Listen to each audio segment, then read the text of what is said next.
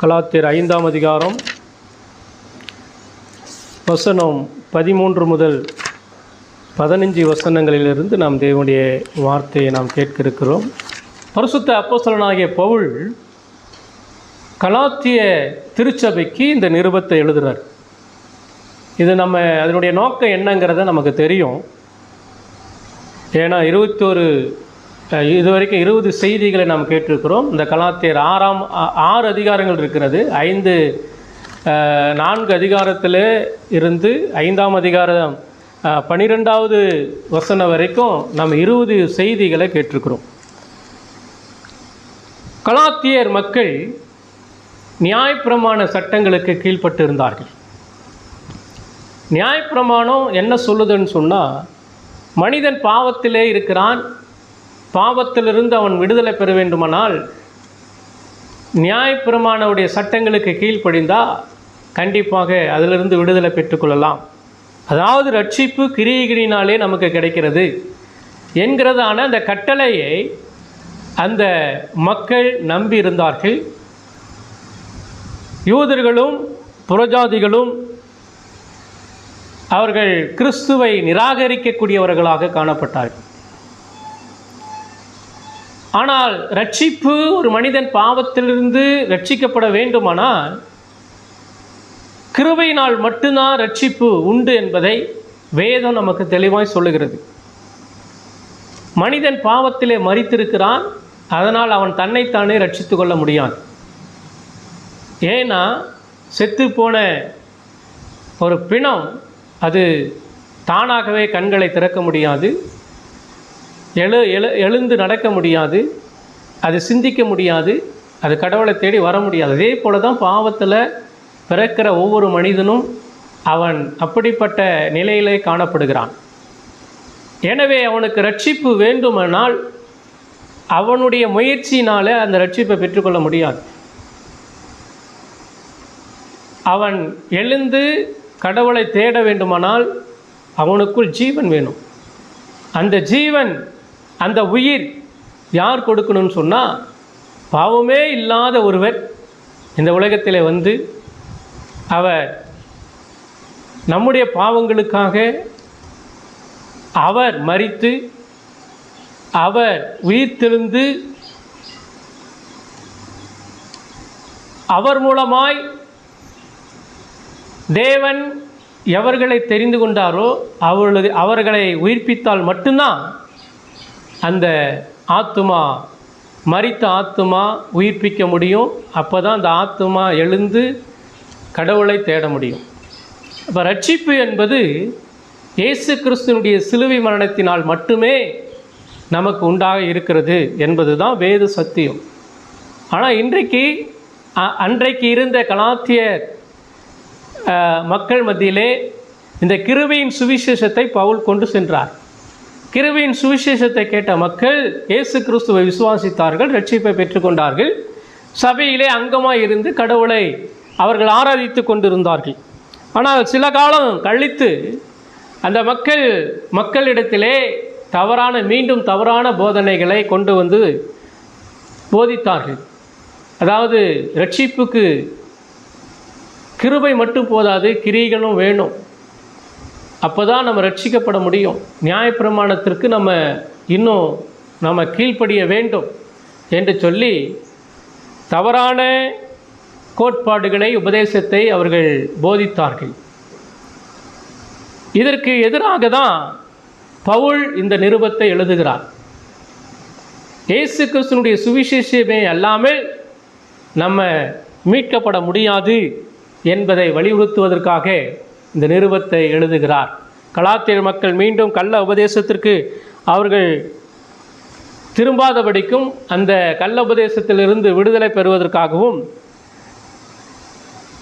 அவர்கள் பெற்ற கிருபையின் சுவிசேஷம் அது பாதுகாக்கப்பட வேண்டும், அந்த கிருபையின் சுவிசேஷம் உறுதிப்படுத்தப்பட வேண்டும், அந்த கிருபையின் சுவிசேஷம் நிலைநாட்டப்பட வேண்டும் என்பதற்காக தான் அவர் இந்த நிருபத்தை எழுதுகிறார்.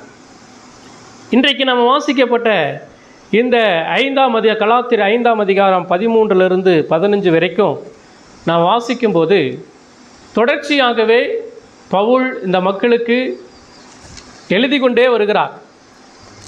இந்த 5ஆம் அதிகாரத்தில் ஆரம்பத்தில் நம்ம பார்க்கும்போது கிறிஸ்து நமக்கு உண்டாக்கின சுயாதீனத்திலே நாம் எவ்வாறு நிலைத்திருக்க வேண்டும் என்று சொல்லி அவர் எழுதுகிறார். அதைத் தொடர்ந்து சத்தியத்திற்கு கீழ்ப்படியாமல் போக தடை செய்தவன் யார், அவனை அடையாளம் காட்டுறது மட்டும் இல்லை. அடுத்தது இந்த 5ஆம் அதிகாரத்திலே 3வது செய்தியாக கிறிஸ்துவ சுதந்திரமும் அதன் எல்லைகளும் என்கிற தலைப்பில் இந்த பகுதியிலிருந்து தேவனுடைய வார்த்தையை அவர் விளக்குகிறார். தலைப்பு என்னன்னு சொன்னால் கிறிஸ்துவ சுதந்திரமும் அதன் எல்லைகளும். கிறிஸ்துவ வாழ்க்கை என்பது தேவனுடைய அழைப்பை பெற்று அவருடைய அந்த அழைப்பிலே சுதந்திரவாளி ஆகி அந்த சுதந்திரத்தை பாதுகாக்கவும் அந்த சுதந்திரத்தை மாம்சீகத்துக்கு அடிமைப்படுத்தாதபடிக்கு காத்து கொள்ள வேண்டும். அதுதான் கிறிஸ்துவ வாழ்க்கை. சுதந்திரம் என்ற சொல்லின் உண்மையான அர்த்தத்தை தான் இந்த பவுல் இங்கே விளக்குகிறார். நமக்கு கொடுக்கப்பட்ட சுயாதனம் என்கிற சுதந்திரம் அது எப்படிப்பட்டது, அந்த சுதந்திரத்தை நம்ம எப்படி பயன்படுத்தணும், அந்த சுதந்திரத்தை எப்படி நம்ம செயல்படுத்தணும், சுதந்திரத்தை நம்ம எடுத்துக்கொண்டு அந்த சுதந்திரத்தினுடைய அந்த மேன்மையை மற்றவங்களுக்கு அதை எப்படி வெளிப்படுத்தணும், சுதந்திரத்தை நம்ம மாம்சீகத்துக்கு உட்பட்டால் அதனுடைய விளைவு என்ன என்பதை குறித்து இந்த 3 வசனத்தில் பவுல் என்ன செய்கிறாரு, ஆழமாக விளக்குறாரு. இது மிகவும் முக்கியமான செய்தி, நல்லா கவனிங்க. இது தேவனுடைய வார்த்தை. இன்றைக்கு ஒவ்வொரு பாவியும் ரட்சிக்கப்பட்டான் என்று சொன்னால் அவன் ஏற்கனவே அடிமைத்தனத்தில் இருந்தான், பாவத்திற்கு அடிமையாக இருந்தான், பிசாசுக்கு அடிமையாக இருந்தான், தேவ கோபத்துக்கு ஆளானா, அதே போல் நித்திய நரகத்திற்கு ஏதுவானவனாக காணப்பட்டான். அப்படிப்பட்டவனை இயேசு கிறிஸ்துனுடைய சிலுவை மரணத்தின் மூலமாய் ஆண்டவர் விடுதலையாக்கி சுயாதீனம் என்கிற சுதந்திரத்தை கொடுத்து அப்பா பிதாவே என்று சொல்லி கூப்பிட பண்ணுகிற புத்திர சுவிகாரத்தை ஆண்டவர் நமக்கு கொடுத்து நம்ம சபையில் ஆண்டவர் என்ன செய்திருக்கிறார், வைத்திருக்கிறார். எனவே இந்த சுதந்திரத்தை நம்ம என்ன செஞ்சிடக்கூடாதுன்னு சொன்னால் மாம்சீகத்துக்கு உட்பட்டு நம்ம பயன்படுத்தி விடக்கூடாது. அதனால தான் இந்த கலாத்தியர் மக்கள் என்ன செய்கிறாங்கன்னு சொன்னால், ஏற்கனவே கிருபையின் சத்தியத்தின் மூலமாய் கிருபையின் சுவிசேஷத்தின் மூலமாய் நீங்கள் மீட்கப்பட்டு இருக்கிறீர்கள். மீட்பு உங்களுடையதல்ல, நீங்கள் உங்களாலே நீங்கள் மீட்கப்பட்டவர்கள் அல்ல. கிறிஸ்துவின் சுவிசேஷம் தான் உங்களை ரட்சித்தது. அதுக்கு ஆண்டவராக இயேசு கிறிஸ்துடைய சிலுவை மரணம் மட்டுமே உங்களை மீட்டது. அதனால் ரட்சிப்பு உங்களுடையதல்ல, அது கர்த்தருடையது. நீங்கள் மீட்கப்பட்டீர்கள், நீங்கள் அழைக்கப்பட்டிருக்கிறீங்க. நீங்கள் உங்களுக்கு சொந்தக்காரர்கள் அல்ல. நீங்கள் யாருக்கு உரிமையாளர்கள்? ஆண்டவராகிய இயேசு கிறிஸ்துவுக்கு உரிமையாளர்கள். நீங்கள் அவருடைய சுதந்திரவாளிகள். உங்களுக்குன்னு சுயாதீனம் கொடுக்கப்பட்டிருக்கிறது. அந்த சுதந்திரத்தை நீங்கள் உங்கள் இஷ்டத்தின் போல என்ன செய்யக்கூடாது, பயன்படுத்தக்கூடாது என்பது தான் இந்த பவுலுடைய ஆதங்கம், பவுலுடைய ஒரு ஆழமான செய்தி. சரியா? இந்த பகுதியில் 4 காரியங்களை, குறிப்புகளை நாம் சிந்திக்க போகிறோம். 13வது வசனத்தில் இங்கே 3 காரியத்தை சொல்கிறார். 1, சகோதரரே நீங்கள் சுயாதீனத்திற்கு அழைக்கப்பட்டீர்கள். கலாத்தியர் மக்களை பார்த்து சொல்கிறாரு, நீங்கள் சுயாதீனத்திற்கு அழைக்கப்பட்டீர்கள், அடிமைத்தனத்திற்கு அல்ல. நீங்கள் அடிமைத்தனத்திலிருந்து விடுவிக்கப்பட்டிருக்கிறீர்கள். எனவே நீங்கள் மீண்டும் அடிமைத்தனத்தில் இங்கே இருக்கணும்னு அவசியம் கிடையாது. உங்களுக்கு சுதந்திரம் கொடுக்கப்பட்டிருக்கிறது. இந்த சுதந்திரம் சுதந்திரம் தானே, எப்படி வேணாலும் வாழ்ந்துட்டு போகலாம் அப்படிங்கிறது கிடையாது. சுதந்திரமாக இருந்தாலும் கூட தேவனுடைய வார்த்தையினுடைய கட்டுப்பாட்டுக்குள் இருக்க வேண்டும். நீங்கள் அழைக்கப்பட்டிருக்கிறீர்கள் என்று சொன்னால் என்ன அர்த்தம்? அவர் நம்மளை கூப்பிட்டுருக்கிறாரு, நம்ம என்ன செஞ்சுருக்கிறோம், வந்திருக்கிறோம். நாமளாக வரல, நம்ம அழைக்கப்பட்டிருக்கிறோம். அவருடைய வசனத்தின் மூலமாய், அவருடைய சுவிசேஷத்தின் மூலமாய் நம்ம அழைக்கப்பட்டிருக்கிறோம். அதுதான் அந்த முதல் வார்த்தையை சொல்கிறாரு. அப்போ சுதந்திரத்தினுடைய அழைப்பு குறித்து இங்கே தெளிவாக பேசுகிறார். அதுதான் முதல் பாயிண்ட்டு, சுதந்திரத்தின் அழைப்பு. 13வது வசனத்தில் அவர் சொல்கிறார். அப்போ சகோதரரே நீங்கள் சுயாதீனத்திற்கு அழைக்கப்பட்டிருக்கிறீர்கள், சுதந்திரத்துக்கு அழைக்கப்பட்டிருக்கிறீர்கள். சுயாதீனம் என்று சொன்னாலும் சுதந்திரம் என்று சொன்னாலும் ஒன்று தான். சரியா? அப்போ சுயாதீனத்திற்காக நம்முடைய அழைப்பு. தேவனுடைய சொந்த நோக்கத்தின்படி ஒரு கிருபையின் அழைப்பாக இருக்கிறது. இந்த அழைப்பு தேவனுடைய நோக்கமாக அவருடைய சொந்த காரியங்களுக்காக ஆண்டவர் அழைத்திருக்கிறார். நம்மளை மீட்டிருக்கிறாரு. அவருடைய சுவிசேஷத்தை கொண்டு நம்மை அழைத்திருக்கிறாரு. ஆண்டவரிடத்தில் நம்மை கொண்டு வந்திருக்கிறாரு. ஆனால் இது நம்முடைய காரியத்திற்காக அல்ல, அவருடைய நோக்கம் நிறைவேறதற்காக அந்த அழைப்பு நமக்கு என்ன செய்து இருக்கிறது. ரோமர் 8ஆம் அதிகாரம் 28வது வசனத்தை பாருங்கள். ரோமர் 8ஆம் அதிகாரம் 28வது வசனத்தில், அன்றியும் அவருடைய தீர்மானத்தின்படி அழைக்கப்பட்டவர்களாய், வேதத்தை நல்லா கவனிங்க, அன்றியும் அவருடைய தீர்மானத்தின்படி அழைக்கப்பட்டவர்களாய் தேவனிடத்தில் அன்பு கூறலுக்கு சகலமும் நன்மைக்கு எதுவாய் நடக்கிறது என்று அறிந்திருக்கிறோம். அப்போ அழைப்பு என்பது இது நம்முடையது அல்ல, அவருடைய அனாதி தீர்மானம். இந்த தீர்மானம் எப்போ தீர்மானிக்கப்பட்டது என்று சொன்னால், முன்குறிக்கப்பட்டதான ஒரு தீர்மானம். உலகத் தோற்றத்துக்கு முன்பாகவே முன்குறிக்கப்பட்ட ஒரு தீர்மானம். அந்த தீர்மானத்திலே நம்முடைய அழைப்பு பதிவு செய்யப்பட்டிருக்கிறது. அப்போ அழைப்பு என்பது இது ஒரு சிறப்பான அழைப்பு. இந்த சிறப்பான அழைப்பு நமக்கு கொடுக்கப்பட்டிருக்கிறது. சரியா? இந்த அழைப்பு முன்னாடி தீர்மானிக்கப்பட்டது என்பதை நீங்களும் நானும் அறிய வேண்டும். நீங்களும் நானும் ரட்சிக்கப்பட்டிருக்கிறோன்னு சொன்னால், தேவனுடைய சுதந்திரவாளியாக இருக்கிறேன்னு சொன்னால், தேவனுக்கு சுயாதீனம் உள்ளவர்களாக இருக்கிறேன்னு சொன்னால், ஆண்டவர் நம்மை அழைத்திருக்கிறார். அந்த அழைப்பு முன்னாடி தீர்மானிக்கப்பட்ட அழைப்பு என்பதை நாம் அறிந்திருக்க வேண்டும். ரோமர் 9ஆம் அதிகாரத்தில் பாருங்கள், அங்கே அழகாக சொல்கிறாரு. 9ஆம் அதிகாரம் 11வது வசனத்தில் அங்கே சொல்கிறார் பாருங்கள். 11வது வசனத்தில், பிள்ளைகள் இன்னும் பிறவாமலும் நல்வினை தீவனை ஒன்றும் செய்யாமலும் இருக்கையில் தேவனுடைய தெரிந்து கொள்ளுதலின் படி இருக்கிற அவருடைய தீர்மானம் கிரியைகளினாலே நிலை நிற்காமல் அழைக்கிறவராலே நிலை நிற்கும்படிக்கு அப்படின்னு சொல்லப்படுது. அப்போ என்ன சொல்கிறாரு? பிள்ளைகள் இன்னும் பிறக்கலை, நல்வினை தீவினை ஒன்றும் செய்யலை, தேவனுடைய தெரிந்து கொள்ளுதலின்படி அவருடைய தீர்மானம் கிரியைகளினாலே நிலை நிற்கவில்லை, அவருடைய அழைப்பினாலே நிலை நிற்கிறது. நம்ம கிரியை செய்து நம்முடைய கிரியைகளினாலே அவருடைய சுதந்திரத்தை நம்ம என்ன செய்யலை, பெற்றுக்கொள்ளலை. அவருடைய அழைப்பின் மூலமாக தான், அவர் யாரை அழைத்தாரோ அவர்கள் அந்த அழைத்தவர்கள் மூலமாக தான், அழைக்கப்பட்டவர்கள் மூலமாக தான் நம்ம என்ன செய்கிறோம், இந்த தீர்மானத்தை இந்த சுதந்திரத்தை நம்ம பெற்றிருக்கிறோம். சரியா? அதே 23-24 பாருங்கள். 9ஆம் அதிகாரம் 23-24 சொல்கிறாரு, தாம் மகிமைக்காக எத்தனமாக்கின கிருபாதாரங்கள் மேல் நம்முடைய மகிமையின் ஐஸ்வர்யத்தை தெரியப்படுத்தவும், சித்தமாய் அழிவுக்கு எத்தனமாக்கப்பட்ட கோபாக்கனை பாத்திரங்கள் மேல் மிகவும் நீடிய சாந்தத்தோடு பொறுமையாக இருந்தார். ஆனால் உனக்கு என்ன, அவர் யூதரில் இருந்து மாத்திரமல்ல புறஜாதிகளிலும் இருந்து நம்மை அழைத்திருக்கிறார். அவருடைய அழைப்பு ஏற்கனவே தீர்மானிக்கப்பட்டது. அந்த தீர்மானிக்கப்பட்டதான அழைப்பு அது புறஜாதிகளுக்காக ஆன அழைப்பு இல்லை. புறஜாதிகளிலிருந்து மாத்திரமல்ல, யூதர்களிலிருந்து மாத்திரமல்ல, புறஜாதிகளிலிருந்தும் ஆண்டவர் என்ன செஞ்சிருக்கிறார், நம்மை அழைத்திருக்கிறார். அடுத்தது இந்த அழைப்பு எப்படிப்பட்ட அழைப்புங்கிறத தொடர்ந்து சொல்கிறார் பாருங்கள். இதிலே கலாத்தியரில் கலாத்தியர் 1ஆம் அதிகாரத்தில் அங்கே 15வது வசனத்தில் பாருங்கள், அவர் என்ன சொல்கிறாருன்னு. 15வது வசனம், அப்படி இருந்தும் நான் என் தாயின் வயிற்றில் இருந்தது முதல் என்னை பிரித்தெடுத்து தம்முடைய கிருபையினாலே அழைத்த தேவன். பவுல் சொல்கிறார். என்ன சொல்கிறாருன்னா, என் தாயின் வயிற்றில் கருதரிக்கிறதுக்கு முன்னாடியே அவர் என்னை பிரித்தெடுத்திருக்கிறார். பிரித்தெடுத்து என்னை என்ன செஞ்சிருக்கிறார், அழைத்திருக்கிறார். பவுல் அதுக்கு முன்னாடி, அதாவது பவுலை இயேசு கிறிஸ்து அழைக்காத போது என்ன பண்ணிட்டு இருந்தான், அவன் கிறிஸ்துவுக்கு விரோதமாய் செயல்பட்டு கொண்டிருந்தான். திருச்சபைகளெல்லாம் துன்புறுத்தி கொண்டிருந்தான். ஆனால் அந்த அழைப்பு அவனுக்கு முன்னாடி தெரியல. ஆனால் கிறிஸ்து அழைத்த பின்னாடி தான் அவனுக்கு எதற்காக அழைக்கப்பட்டான் என்கிறதான அந்த காரியத்தை அவனுக்கு என்ன செய்கிறார், உறுதிப்படுத்துகிறார்.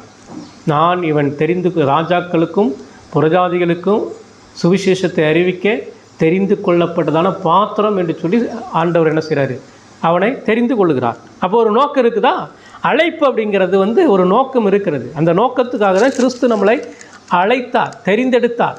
சரியா? முன்குறித்தார், அழைத்தார், தெரிந்தெடுத்தார். அப்போ தெரிந்தெடுத்து நம்மை ரட்சித்து அந்த சுதந்திரத்தை நமக்கு கொடுத்துருக்கிறாருன்னு சொன்னால், அந்த சுதந்திரத்தை நம்ம இஷ்டம் போல் என்ன செய்யக்கூடாது? பயன்படுத்தக்கூடாது. இதுதான் செய்தியினுடைய சாரமே இதுதான். கடவுள் நம்மை ரட்சித்து அவருடைய பிள்ளையாய் வைத்திருக்கிறார்.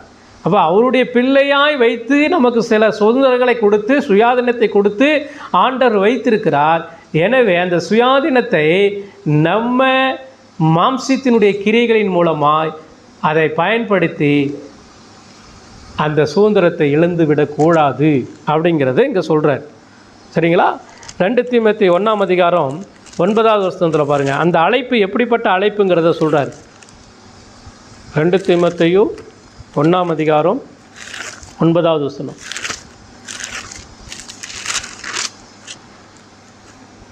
அவர் நம்முடைய கிரியைகளின்படி நம்மை ரட்சிக்காமல் தம்முடைய தீர்மானத்தின்படியையும் ஆதி காலம் முதல் கிறிஸ்து இயேசுக்குள் நமக்கு அருளப்பட்ட கிருபையின்படியும் நம்மை ரட்சித்து பரிசுத்த அழைப்பினாலே. அந்த அழைப்பு எப்படிப்பட்டது? பரிசுத்த அழைப்பு. யோசித்து பாருங்க, நம்மை ஆண்டவர் அழைத்திருக்க, நம்ம பாவிகள், அக்கிரமக்காரர்கள், கடவுளுக்கு எதிரானவர்கள், சரியா? தீமையை மட்டுமே செய்யக்கூடியவர்கள். ஆனால் தேவன் நம்மை அழைத்தார் என்று சொன்னால் அது பரிசுத்த அழைப்பு. பரிசுத்தத்திற்காகவே நம்மை அழைத்திருக்கிறார். எனவே பரிசுத்தமாய் ஜீவிக்கணும். பரிசுத்தமாய் கடவுளை என்ன செய்யணும்? தொழுது கொள்ளணும். பரிசுத்தம் இல்லாமல் தேவன் என்ன செய்ய முடியாது? தரிசிக்க முடியாது என்று சொல்லுகிறார். இது பரிசுத்த அழைப்பு மட்டுமல்ல. பிலிப்பியருக்கு எழுதின நிருபம் 3ஆம் அதிகாரம் 14வது வசனத்தில் பாருங்களேன்.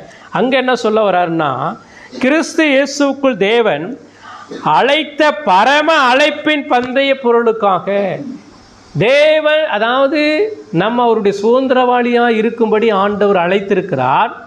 அந்த சுதந்திரத்தை பெற்றுக்கொண்ட நீங்களும் நானும் அந்த அழைப்பு எங்கிருந்து வந்ததுங்கிறத அறியணும். முதல்ல அந்த அழைப்பு, என்னை அழைத்து அவருடைய சுதந்திரவாளியாக என்னை ரட்சித்து வைத்திருக்கிறார் என்று சொன்னால் அந்த அழைப்பு தீர்மானிக்கப்பட்ட அழைப்பு.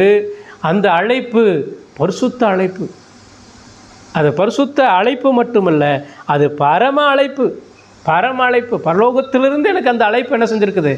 கொடுக்கப்பட்டிருக்கிறது. இதே வசனத்தை எபிரேயர் 3ஆம் அதிகாரம் 1வது வசனத்தில் பாருங்கள். எபிரேயர் 3ஆம் அதிகாரம் 1வது வசனத்தில் இப்படி இருக்க பரம அழைப்புக்கு பங்குள்ளவர்களாகிய பரிசுத்த சகோதரரேன்னு சொல்கிறார். பரம அழைப்புக்கு பங்குள்ளவர்களாக இருக்கிற பரிசுத்த சகோதரர்களே என்று சொல்லி பவுல் சொல்கிறார். ஆகவே சுதந்திரவாளிகளாகி இருக்கிற நீங்களும் நானும், இயேசுவின் பிள்ளைகளாக இருக்கிற நீங்களும் நானும், நம்ம எதற்காக ஆண்டவர் நம்மை அழைத்திருக்கிறார் என்று சொன்னால், எதற்காக ஆண்டவர் நம்மை சுதந்திரவாளியாக வைத்திருக்கிறார் என்று சொன்னால், அது பரிசுத்தமாய் ஜீவிப்பதற்காக. அந்த அழைப்பு பரம அழைப்பாக இருக்கிறபடினாலே. அது மட்டும் இல்லை, அவர் சொல்கிறாரு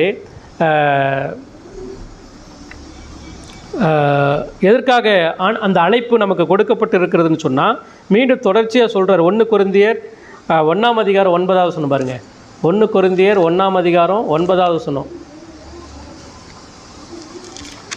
1 கொரிந்தியர் 1ஆம் அதிகாரம் 9வது வசனத்தில் அவர் சொல்கிறாரு, தம்முடைய குமாரனும் நம்முடைய கர்த்தருமாய் இருக்கிற இயேசு கிறிஸ்துவுடனே எதுக்கு? ஐக்கியமாக இருப்பதற்கு உங்களை அழைத்த தேவன் உண்மை உள்ளவர். இப்போ அந்த அழைப்பு கிறிஸ்துவின் மூலமாய் நமக்கு கிடைச்சிருக்குது. சரியா? எதுக்கு? கிறிஸ்துவின் மூலமாய் அவரோடு நாம் ஐக்கியமாக இருக்க வேண்டும். எதுக்கு கிறிஸ்துவோடு ஐக்கியமாக இருக்கணும்? நம்ம எதுக்கு கிறிஸ்துவோடு ஐக்கியமாக இருக்கும்படி ஆண்டவர் தேவன் நம்மளை அழைத்திருக்கிறார்? ஏன்னு சொன்னால், அவரால் தான் நம்ம மீட்கப்பட்டிருக்கிறோம். அவருடைய இரத்தத்தினால தான் நம்ம கழுவப்பட்டிருக்கிறோம். அவருடைய சிலுவை மரணத்தின் மூலமாக தான் நம்ம ரட்சிக்கப்பட்டிருக்கிறோம். அந்த சுதந்திரம் அவரால் தான் நமக்கு கிடைச்சிருக்குது. எனவே நம்ம அவரோடு ஐக்கியமாக இருப்பதற்காக தான் தேவன் பரம இந்த அழைப்பை, பரிசுத்த அழைப்பை, முன் தீர்மானிக்கப்பட்ட அழைப்பை உங்களுக்கும் எனக்கும் கொடுத்து இந்த சுதந்திரத்தை நமக்கு உறுதிப்படுத்தி இருக்கிறார். எனவே இந்த சுதந்திரத்தை பெற்றுக்கொண்டு இருக்கிற நம்ம, அதுக்கு முன்னாடி ஆண்டவர் அழைத்ததுனால தான் இந்த சுதந்திரமே உங்களுக்கு எனக்கு என்ன செஞ்சுருக்குது? கிடைச்சிருக்குது. இதை நம்ம தவறாக என்ன செஞ்சிடக்கூடாது? பயன்படுத்தி கூடாது. இப்போ இன்றைக்கி கள்ள உபதேசங்கள் கலாத்தியர் மக்களிடத்தில் வருகிறதுக்கு காரணம் என்னன்னு சொன்னால், கிறிஸ்துவோடு ஐக்கியமாக இருப்பதற்காக அல்ல. அவங்க தடை செய்கிறது காரியம் என்ன தெரியுமா? கிறிஸ்துவை விசுவாசிக்கக்கூடாது. கிறிஸ்துவின் மூலமாய் வருகிற கிருபையினால தான் ரட்சிப்பு உண்டு. ஆனால் இதுக்கு அவங்க எதிராக மாறாக கிரியைகளினாலே உங்களுக்கு ரட்சிப்பு இருக்கிறது, கிரியைகளினால தான் நீங்கள் பரலோகம் போக முடியும், உங்களுடைய கிரியைகளினால தான் நீங்கள் எல்லா நன்மைகளையும் கடவுள் தேவனிடத்திலிருந்து என்ன செய்ய முடியும், பெற்றுக்கொள்ள முடியும். அப்போ இந்த கள்ள உபதேசம் என்ன செய்யுது அப்படின்னு சொன்னால், நமக்கு கொடுக்கப்பட்டிருக்கிற கிறிஸ்துவின் மூலமாக கொடுக்கப்பட்ட அந்த சுதந்திரத்தை, சுயாதீனத்தை கெடுத்து அது என்ன செய்யுது, இழக்க செய்கிறது. ஆண்டவரோடு கூட இருக்கிற ஐக்கியத்தை தடை செய்யக்கூடியதாக இருக்கிறது. அவள் யோசித்து பாருங்கள், நம்முடைய அழைப்பு, நீங்களும் நானும் ரட்சிக்கப்பட்டிருக்கிறோன்னு சொன்னால் ஆண்டவர் நம்மை அழைத்திருக்கிறார். அந்த அழைப்பின் மூலமாக அந்த சுதந்திரத்தை நம்ம பெற்றுக்கொண்டிருக்கோம். என்ன சுதந்திரம்? அப்பா பிதாவே என்று சொல்லி கூப்பிடுகிற உரிமை. அதுக்கு முன்னாடி தேவனுக்கு எதிராக இருந்தோம், தேவனுக்கு சத்ருவாக இருந்தோம், தேவனுக்கு விரோதமாய் நாம் செயல்பட்டு கொண்டிருந்தோம், நித்திய நரகத்துக்கு எதுவாக இருந்தோம், தேவ கோபத்துக்கு ஆளாக இருந்தோம். ஆனால் கிறிஸ்துவனுடைய சிலுவை மரணத்தின் மூலமாய், இந்த அழைப்பின் மூலமாய் இந்த சுதந்திரம் உங்களுக்கும் எனக்கும் கிடைச்சிருக்கிறது. சரிங்களா? அது மட்டும் இல்லை, கிறிஸ்துவோடு ஐக்கியமாக இருப்பதற்காக மட்டுமல்ல. 1 தெசலோனிக்கர் 4ஆம் அதிகாரம் 4ஆம் அதிகாரம் 7வது வசனம் பாருங்கள். 1 தெசலோனிக்கர் 4ஆம் அதிகாரம் 7வது வசனத்தில், தேவன் நம்மை அசுத்தத்திற்காக அல்ல பரிசுத்தத்திற்கே அழைத்திருக்கிறார். அப்போ கிறிஸ்துவோடு ஐக்கியமாக இருப்பதற்கு தேவன் நம்மை அழைத்திருக்கிறார். அடுத்தது, அவர் அசுத்தத்திற்காக அல்ல பரிசுத்தத்திற்காகவே அழைத்திருக்கிறார். ஏனென்று சொன்னால், அந்த ஏன் பரிசுத்தத்திற்காக அழைத்திருக்கிறார்? அந்த அழைப்பு பரிசுத்தமான அழைப்பு. அதனால் பரிசுத்தமாக இருக்க வேண்டும் என்பதற்காக அவர் என்ன செஞ்சிருக்கிறார், அழைத்திருக்கிறார். கொலோசியர் 3ஆம் அதிகாரம் 15வது வசனத்தில் பாருங்கள். கொலோசியர் 3ஆம் அதிகாரம் 15வது வசனம், தேவ சமாதானம் உங்கள் இருதயங்களில் ஆளக்கடவுதே, இதற்கென்றே நீங்கள் ஒரே சரீரமாக அழைக்கப்பட்டீர்கள். என்ன சொல்கிறாரு? எதுக்காக அழைக்கப்பட்டிருக்கிறோம்? தேவ சமாதானத்தை பெற்றுக்கொள்வதற்காக, தேவ சமாதானத்தை பெற்றுக்கொள்வதற்காக. இதற்காகவே, இதற்கென்றே ஒரே சரீரமாக நம்ம என்ன செஞ்சுருக்கிறோம், அழைக்கப்பட்டிருக்கிறோம். அது மட்டும் இல்லை, 2 தெசலோனிக்கர் 2:14 பாருங்கள். 2 தெசலோனிக்கர் 2:14, நீங்கள் நம்முடைய கர்த்தராகிய இயேசு கிறிஸ்துவின் மகிமையை அடையும் பொருட்டாக எங்கள் சுவிசேஷத்தினாலே அந்த ரட்சிப்புக்கு அவர் உங்களை அழைத்தார். அப்போ எதற்காகலாம் ஆண்டவர் நம்மை அழைத்திருக்கிறார், அழைத்து இந்த சுதந்திரத்தை கொடுத்திருக்கிறார், இந்த சுயாதீனத்தை கொடுத்திருக்கிறார் அப்படிங்கிறத தெளிவாக இங்கே என்ன செய்கிறாரு, அவர் நமக்கு போதிக்கிறார். 1 பேதுரு 5ஆம் அதிகாரம் 10வது வசனம் பாருங்கள். 1 பேதுரு 5ஆம் அதிகாரம் 10வது வசனம், கிறிஸ்து இயேசுவுக்குள் நம்மை தமது நித்திய மகிமைக்கு அழைத்தவராய் இருக்கிற சகல கிருபையும் பொருந்திய தேவன்தாமே கொஞ்ச காலம் பாட அனுபவிக்கிற உங்களை சீர்படுத்தி, ஸ்திரப்படுத்தி, பலப்படுத்தி நிலைநிறுத்துவாராக. இங்கே பேதுரு இங்கே அழகாக என்ன சொல்கிறாருன்னா, அதாவது கிறிஸ்துவோடு ஐக்கியமாக இருப்பதற்காக மட்டும் ஆண்டவர் அழைக்கலை நம்மளை. அடுத்தது எதற்காக அழைச்சிருக்கிறாரு? பரிசுத்தமாக இருப்பதற்கு அழைச்சிருக்கிறாரு, சமாதானத்தோடு இருப்பதற்கு அழைச்சிருக்கிறாரு. அது மட்டும் இல்லை, நித்திய ஜீவனுக்கு பங்குள்ளவர்களாக இருக்க வேண்டும் என்று சொல்லி ஆண்டவர் நம்ம என்ன செஞ்சிருக்கிறார், அழைத்திருக்கிறார். ஆகவே இந்த சுதந்திரத்தை நம்ம பெற்றிருக்கிறோம். இந்த சுதந்திரம் நம்மளால், நம்ம முயற்சினாலே நம்ம பெறவில்லை, தேவனுடைய அழைப்பினாலே நம்ம பெற்றிருக்கிறோம். அதுதான் இங்கே சொல்ல வர்றார், கலாத்தியர் மக்களுக்கு சொல்ல வர்றார். நீங்கள் மீண்டும் இந்த சுதந்திரத்தை அதாவது கிருபையின் சுவிசேஷத்தின் மூலமாய் நீங்கள் கிறிஸ்துவை அறிந்து அவரை விசுவாசித்து ரட்சிக்கப்பட்டு அப்பா பிதாவே என்று சொல்லி தேவனிடத்திலே புத்திர சுவிகாரத்தை, இந்த சுதந்திரத்தை நீங்கள் பெற்றிருக்கிறீங்க. இந்த சுதந்திரத்தை நீங்கள் மாம்சீகத்தின் மூலமாக பயன்படுத்தக்கூடாது. அதனால் இது அழைப்பின் மூலமாக, அவருடைய தேவனுடைய அழைப்பின் மூலமாக பெற்றுக்கொண்டிருக்கிறீர்கள் என்பதை நீங்கள் என்ன செய்யுங்க, அறிந்து கொள்ளுங்க அப்படின்னு சொல்லி பவுல் கலாத்தியர் மக்களுக்கு என்ன செய்கிறாரு, சொல்கிறார். சரியா? 2வது விஷயம், 2வது காரியம். இப்போ கலாத்தியர் 5ஆம் அதிகாரம் 13வது வசனத்தை மீண்டும் திருப்பி பாருங்கள். அங்கே என்ன சொல்ல வர்றாருன்னா, சகோதரரை நீங்கள் சுயாதீனத்திற்கு அழைக்கப்பட்டீர்கள், இந்த சுயாதீனத்தை நீங்கள் மாம்சத்திற்கு எதுவாக அனுசரியாமல். ரெண்டாவது விஷயம், இந்த சுயாதீனம்னா வீட்டை புரிஞ்சுக்காங்க. சுயாதீனம்னா சுதந்திரம். இந்த சுதந்திரம் ஒன்று விடுதலைன்னு கூட சொல்லலாம், ரட்சிப்புன்னு கூட சொல்லலாம். இதை ஆண்டவர் நமக்கு என்ன செஞ்சிருக்கிறார்? அவருடைய அழைப்பின் மூலமாக கொடுத்திருக்கிறார். அவருடைய அழைப்பு முன் தீர்மானிக்கப்பட்டது. அந்த அழைப்பு பரிசுத்தத்திற்காக, சமாதானத்திற்காக, இயேசுவோடு ஐக்கியமாக இருப்பதற்காக, நித்திய ஜீவனுக்காக ஆண்டவர் என்ன செஞ்சிருக்கிறார்? நம்மளை அழைத்து அந்த சுதந்திரத்தை நமக்கு கொடுத்திருக்கிறார். அடுத்தது அவர் என்ன சொல்ல வர்றாருன்னா, இந்த சுயாதீனத்தை, இந்த சுதந்திரத்தை, இந்த விடுதலையை, இந்த ரட்சிப்பை நீங்கள் என்ன செஞ்சிடக்கூடாது?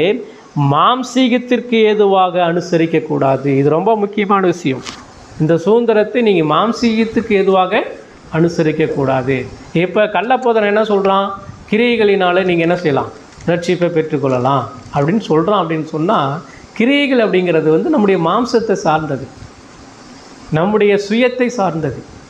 இப்போ இதனால் நம்முடைய மாம்சீகத்தின் மூலமாய் நம்ம தேவனை ஒரு நாள் என்ன செய்ய முடியாது? பிரியப்படுத்த முடியவே முடியாது. நம்முடைய கிரியைகளினால் தேவனை ஒரு நாளும் பிரியப்படுத்தவே முடியாது. ஏன்னா சுதந்திரவாளியாக இருக்கிற நீங்களும் நானும் கிறிஸ்துவினுடைய சுவிசேஷத்தின் மூலமாய் நாம் மீட்கப்பட்டு இருக்கிறோம். பரிசுத்த ஆவியானவர் நமக்குள் இருக்கிறார். அந்த பரிசுத்த ஆவியானவர் தான் வேத வசனத்தின் மூலமாய் அவருக்கு நம்ம என்ன செய்யணுமோ அதன் அடிப்படையில் நம்ம என்ன செய்யணும்? செயல்படணும். இதெல்லாம் ஆவிக்குரிய செயல்பாடுகள். இது இல்லாமல் மாம்சீகத்தினாலே, அந்த மாம்சீகம் ஜென்ம சுபாவம் உள்ளது. அந்த ஜென்ம சுபாவம் உள்ள மாம்சீகத்தினாலே நம்ம கடவுளை ஆராதிக்க முடியாது.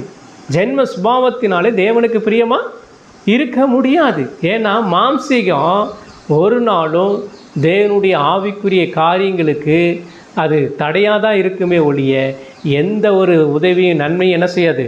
கொண்டு வராது. இந்த சுயாதீனத்தை நீங்கள் மாம்சீகத்துக்கு ஏதுவாக கை கொள்ளக்கூடாது என்று சொல்லி இங்கே சொல்கிறார். சுயாதீனம் என்பது தறிக்கெட்டு நடப்பதல்ல. அதாவது சுதந்திரம் என்பது தறிக்கெட்டு நடப்பதல்ல. சுதந்திரம் என்பது பாவம் செய்வதற்கான உரிமம் அல்ல. அந்த சுதந்திரத்தை கடவுள் நமக்கு கொடுத்திருக்கிறார்னா எதுக்காக கொடுத்தாருன்னு சொல்லி முன்ன பார்த்தோம். அந்த சுதந்திரம், அந்த சுயாதீனம் பாவம் செய்வதற்கு அல்ல. மாம்சீகத்தினாலே நாம் தேவனிடத்திலே செல்வதற்காக அல்ல. மாம்சம் என்பது நம்முடைய விழுந்து போன, அதாவது சுயநலத்தை குறிக்கிறது. நான் ரட்சிக்கப்பட்டுட்டேன், தேவன் என்னை அழைச்சிட்டாரு, இயேசு கிறிஸ்துவின் மூலமாக நான் மீட்கப்பட்டுட்டேன், ஆனாலும் கூட நான் எப்படி வேணாலும் வாழ்ந்துடலாம். சரியா? நான் ரட்சிக்கப்பட்டுட்டேன், சுதந்திரத்தை நான் பெற்றுக்கொண்டேன், அப்பா பிதாவே என்று சொல்லி கூப்பிடப்படுகிற சுதந்திரத்தை, அந்த உரிமையை ஆண்டவரிடத்தில் நான் பெற்றுக்கொண்டேன். ஆனால் மீண்டும் நான் எப்படி வேணாலும் வாழ்ந்துடலாம் அப்படின்னு சொல்லி எண்ணக்கூடாது. இன்றைக்கி நிறைய கிறிஸ்தவ மக்கள் அப்படி தான் காணப்படுறாங்க. அவங்க என்ன செய்கிறாங்கன்னா, ஞானஸ்தானம் எடுத்துட்டோம், நான் கிறிஸ்தவன்ங்கிற பேரை போட்டுக்கிட்டு வேதம் என்ன சொல்லுதோ அதன்படி வாழாதபடிக்கு அவங்க என்ன செய்கிறாங்கன்னா, அவங்களுடைய சொந்த கருத்துக்களை, சொந்த கட்டுக்கதைகளை, அவங்க சுயத்தை கிறிஸ்துக்குள்ளே கொண்டு வந்து, வேதத்துக்குள்ளே கொண்டு வந்து அவங்களா கற்பனையாக ஒன்று எண்ணிக்கிட்டு இப்படி தான் கிறிஸ்துவ வாழ்க்கை அப்படிங்கிற மாதிரி என்ன செய்கிறாங்க. இன்றைக்கி நிறைய பேர் போயிட்டுருக்குறாங்க. ரட்சிப்பு அவருடையது. அந்த அழைப்பில் ஒரு நோக்கம் இருக்குது, அந்த சுயாதீனத்தில் ஒரு நோக்கம் இருக்கிறது. அந்த நோக்கம் மாம்சீகத்தை சார்ந்ததல்ல, அது ஆவிக்குரியது, அது தேவனுடைய காரியங்களை சார்ந்தது, அது நித்தியத்தை சார்ந்தது. எனவே நம்ம தேவன் நமக்கு கொடுத்த சுதந்திரத்தை மாம்சத்தினாலே ஒரு நாளும் கட்டுப்படுத்த கூடாது. மாம்சத்தினாலே கட்டுப்படுத்த நிறைய பிரச்சனைகள் வரும், நிறைய சோதனைகள் வரும். அந்த சோதனையில் நாம் சிக்கிக்கொள்ளக்கூடாது. எந்த விதத்திலும் கிறிஸ்து எனக்கு கொடுக்கப்பட்ட அந்த சுதந்திரத்தை நான் கெடுத்து விடக்கூடாது. மாம்சீக சிந்தையினாலே அதை நான் பாதுகாத்து கொள்ள வேண்டும். அதனால தான் ரோமரில் அழகாக சொல்கிறார். ரோமர் 7ஆம் அதிகாரத்தில் பாருங்களேன். ரோமர் 7ஆம் அதிகாரம் ஒரு சில வசனங்களை நான் படிக்கிறேன் பாருங்கள். 7ஆம் அதிகாரம் 14வது வசனத்துலேருந்து பாருங்கள். மேலும் நமக்கு தெரிந்திருக்கிறபடி நியாயப்பிரமாணம் ஆவிக்குரியதாக இருக்கிறது. நானோ பாவத்துக்காக கீழாக விற்கப்பட்டு மாம்சத்துக்குரியவனாக இருக்கிறேன். எப்படி எனில், நான் செய்கிறது எனக்கே சம்மதில்லை. நான் விரும்புகிறதை செய்யாமல் நான் வெறுக்கிறதையே செய்கிறேன். இப்படி நான் விரும்பாததை செய்கிறவனாக இருக்க நியாயப்பிரமாணம் நல்லதென்று ஒத்துக்கொள்ளுகிறேனே. ஆதலால் நான் அல்ல, எனக்குள் வாசமாக இருக்கிற பாவமே அப்படி செய்கிறது. அது எப்படி எனில், என்னிடத்தில், அதாவது என் மாம்சத்தில் நன்மை வாசமாக இருக்கிறது இல்லை என்று நான் அறிந்திருக்கிறேன். நன்மை செய்ய வேண்டும் என்று விருப்பம் என்னிடத்தில் இருக்கிறது, நன்மை செய்வதோ என்னிடத்தில் இல்லை. ஆதலால் நான் விரும்புகிற நன்மையை செய்யாமல் விரும்பாத தீமையை செய்கிறேன். அந்தபடி நான் விரும்பாததை செய்தால் நான் அல்ல, எனக்குள்ள வாசமாக இருக்கிற பாவமே அப்படி செய்கிறது. ஆனபடியினால் நன்மை செய்ய விரும்புகிற என்னிடத்தில் தீமை உண்டென்கிற ஒரு பிரமாணத்தை காண்கிறேன். நம்ம ரட்சிக்கப்பட்டாலும் கூட இன்னும் நம்ம பாவ சரீரத்துக்குள்ளே தான் என்ன செய்கிறோம், வாழ்ந்து கொண்டிருக்கிறோம். எனவே மீட்கப்பட்ட, பரிசுத்தமாக்கப்பட்ட, ரட்சிக்கப்பட்ட அந்த ஆத்மாவோடு நம்ம இசைந்திருக்கணுமே ஒழிய, ஆவிக்குரிய ரீதியில் பரிசுத்த ஆவியானவருக்கு கட்டுப்பட்டு அந்த சுதந்திரத்தை நம்ம பாதுகாக்கணுமே ஒழிய, எந்த விதத்திலும் சரீரத்தினுடைய அந்த பாவ சரீரத்தினுடைய செய்கையினாலே நம்ம சுதந்திரத்தை கரை பிடித்து விட கூடாது என்பதை தான் இங்கே பவுல் என்ன செய்கிறார், சொல்லுகிறார். புரியுதா? இதுக்கு உதாரணமாக 1 பேதுரு 2ஆம் அதிகாரம் 15-16 வசனத்தில் பாருங்கள். அங்கே தெளிவாக இருக்கும். 1 பேதுரு 2ஆம் அதிகாரம் 15-16. நீங்கள் நன்மை செய்கிறதினாலே புத்தியினுடைய மனுஷருடைய அறியாமை அடக்குவது தேவனுடைய சித்தமாயிருக்கிறது. 16ஆம் வசனத்தை கவனிங்க. சுயாதீனம் உள்ளவர்களாக இருந்தும் சுதந்திரம் உள்ளவர்களாக இருந்தும் உங்கள் சுதந்திரத்தை துர்குணத்திற்கு மூடலாக கொண்டிராமல் தேவனுக்கு அடிமையாக இருங்கள்ன்றார். அழகாக சொல்கிறார். அப்போ தேவன் என்னை மன்னித்து விட்டார், நான் கிருபைக்குள் இருக்கிறேன் அப்படிங்கிற தைரியத்தோடு தங்களுக்குள்ள இருக்கிற பாவ சுபாவத்தின்படி நம்ம கடவுளை தேடக்கூடாது. புரியுதா? அதனால தான் இன்றைக்கி பரிசுத்த ஓய்வு நாளை குலைச்சலாக்குறாங்க. இன்றைக்கி பரிசுத்த ஓய்வு நாள் அது கர்த்தருடைய நாளுங்கிறத இன்றைக்கி நிறைய பேர்த்துக்கு என்ன செய்ய மாட்டேங்குது, தெரிய மாட்டேங்குது. இப்போ பரிசுத்த ஓய்வு நாளை பரிசுத்தமாய் ஆசரிக்க என்று சொல்லி வேதம் நமக்கு சொல்லுது. அந்த நாளில் எந்த வேலையும் செய்யக்கூடாதுன்னு சொல்லுது. 6 நாள் வேலை செய்யணும்னு சொல்லுது. 7ஆவது நாள் கர்த்தருடைய நாள். அந்த நாளில் தேவ சமூகத்தில் இருந்து கடவுளை நாம் என்ன செய்யணும், கடந்த நாட்களில் ஆண்டவர் நமக்கு செய்த நன்மைகளை நினைத்து நன்றி சொல்லணும். அடுத்த 6 நாட்களில் என்ன நடக்க போகுதுன்னு தெரியாது. அதுக்கு தேவ சமூகத்தில் என்ன செய்யணும், ஜெபிக்கணும். ஆண்டவர் நம்மோடு பேசுகிற அந்த சத்தியத்தின்படி நம்ம இனி வருகிற நாட்கள் நடக்கணும். அதனால தான் சபை கூடி வருதலை விட்டுவிடக்கூடாது என்று சொல்லி வேதம் சொல்லுது. ஆனால் இன்றைக்கி அநேகர் என்ன செய்கிறாங்கன்னா, அந்த மாம்சீகத்தினாலே தனக்கு கொடுக்கப்பட்ட அந்த சுதந்திரத்தை அடக்கி வைத்து கொண்டு இன்றைக்கி இந்த நாளில் என்ன செய்கிறாங்க, அசட்டையாக எண்ணிக்கொண்டிருக்கிறாங்க. புரியுதா? அதனால் அவங்க சுதந்திரம் கொடுக்கப்பட்டாலும் கூட அவங்க இன்னுமே அவங்க யாருக்கு அதாவது மாம்சீகத்துக்கு அடுத்தது பிசாசனுடைய கட்டுப்பாட்டுக்கு அவங்க தங்களை அடிமையாக்கி கொள்கிறார்கள். அதான் ரோமர் இன்னொரு வசனம் சொல்லுது. ரோமர் 13ஆம் அதிகாரம் 14வது வசனத்தை பாருங்கள். ரோமர் 13:14.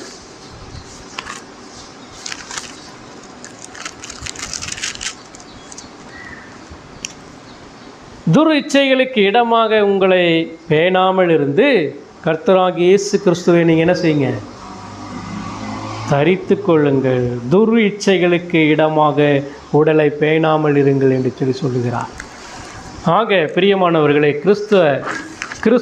அதாவது கிறிஸ்துவ சுதந்திரமும் அதன் எல்லைகளும் என்கிற தலைப்பில் நம்ம பார்த்துட்ருக்குறோம். முதல் பாயிண்ட் என்னன்னு சொன்னால், சுதந்திரத்தின் அழைப்பு எப்படிப்பட்டதுங்கிறத நம்ம பார்த்தோம். 2வது, சுதந்திரத்தை நம்ம மாம்சீகத்தில் பயன்படுத்தக்கூடாது என்பதை பவுல் போதிக்கிறார். 3வது காரியம் 14வது வசனம் பாருங்கள். கலாத்தியர் 3ஆம் அதிகாரம் 5ஆம் அதிகாரம் அதிலே மூணுலே இருக்குது. 3 இப்போ 4 வசனத்தை பாருங்கள். அன்பினாலே ஒருவருக்கொருவர் ஊழியம் செய்யுங்கள். அப்போ இந்த சுதந்திரம் சுயாதீனம் நமக்கு கொடுக்கப்பட்டதனுடைய அடுத்த நோக்கம் என்னென்னா, அன்பினாலே ஒருவருக்கு ஒருவர் என்ன செய்யணும்? ஊழியம் செய்யணும். உன்னிடத்தில் அன்பு கூறுவது போல பிறரிடத்தில் என்ன செய்யக்கூடாது? என்ன செய்யணும்? அன்பு கூறுவாயாக. உன்னிடத்தில் அன்பு கூறுவது போல பிறரிடத்தில் அன்பு கூறுவாயாக என்கிற இந்த ஒரே வார்த்தையாலே நியாயப்பிரமாணம் முழுவதும் நிறைவேறும். 3வது பாயிண்ட் என்னன்னு சொன்னால், 3வது காரியம் சுதந்திரத்தின் மெய்யான வெளிப்பாடு. சுதந்திரத்தின் மெய்யான வெளிப்பாடு என்னன்னு சொன்னால், பிறரிடத்தில் அன்பு கூறுவது தான். மற்றவங்களிடத்தில் அன்பு கூறுவது தான். இப்போ இந்த இங்கே கொஞ்சம் முரண்பாடு வரதை கொஞ்சம் கவனிங்க. அதாவது கிறிஸ்து நம்மை சுதந்திரவாளியாக மாற்றியிருக்கிறாரு. ஆனால் பிறரிடத்தில் நம்ம அன்பு கூறணும் அப்படின்னா மீண்டும் நம்ம அடிமைத்தனத்துக்கு போகிறதா அப்படிங்கிறதான ஒரு முரண்பாடு வருது. இது அங்கே அதை சொல்லலை இங்கே. அதாவது அன்பின் அடிமைத்தனம். ஆச்சரியமான முரண்பாடு என்னவென்றால், நாம் பாவத்திலிருந்து விடுதலையானது அன்பினால் மற்றவர்களுக்கு அடிமைகளாக மாறுவதற்கு தான். அதாவது வேதம் என்ன சொல்லுது? உன்னிடத்தில் நீ அன்பு கூறுவது போல பிறரிடத்தில் என்ன செய்? அன்பு கூறு. அடுத்தது என்ன சொல்கிறாரு? முழு இறுதித்தோடு முழு ஆத்துமாவோடு முழு மனதோடு தேவனிடத்தில் என்ன செய்யணும்? அன்பு கூறணும். அன்பு கூறணும். இதுதான். அதாவது அன்பு கூறுகிறவர்கள் கடவுளிடத்தில் உண்மையாக அன்பு கூர்ந்தாங்கன்னா கண்டிப்பாக பிறரிடத்தில் என்ன செய்வாங்க? அன்பு கூறுவாங்க. நமக்கு கொடுக்கப்பட்ட அந்த சுதந்திரம் சுயாதீனம் எதுக்கு அப்படின்னு சொன்னால், பிறரிடத்திலே அன்பு கூற வேண்டும் என்பதற்காக தான். பிறரிடத்தில் அன்பு கூற வேண்டும். இப்போ நியாயப்பிரமாண சடங்கை காட்டிலும் அன்பே முக்கியமானது. நியாயப்பிரமாணவுடைய சடங்கு, அதாவது அந்த கட்டளைகளுக்கு நம்ம கீழ்ப்படிவதை காட்டிலும் பிறரிடத்தில் நம்ம அன்பு செலுத்துவது. அதாவது ஒரு ஒரு உதாரணத்துக்கு சொல்கிறாரு. என்ன எங்கே பார்க்குறோன்னா, லூக்கா எழுதின சுவிசேஷம் 10ஆம் அதிகாரத்தில் பாருங்கள். அங்கே ஒரு சம்பவம் நடக்குது. லூக்கா 10ஆம் அதிகாரம் 25லிருந்து 29 வரைக்கும் நீங்கள் படித்து பார்த்தீங்கன்னா அங்கே ஒரு காரியம் நடக்குது. என்ன காரியம் நடக்குதுன்னா, எரிகோ வழியாக ஒருத்தன் போகிறான். அவன் கள்ளர் கையில் என்ன செய்கிறான்? அகப்படுகிறான். வாசிங்க 25வது வசனம். ம் ம் ம் ம் ம்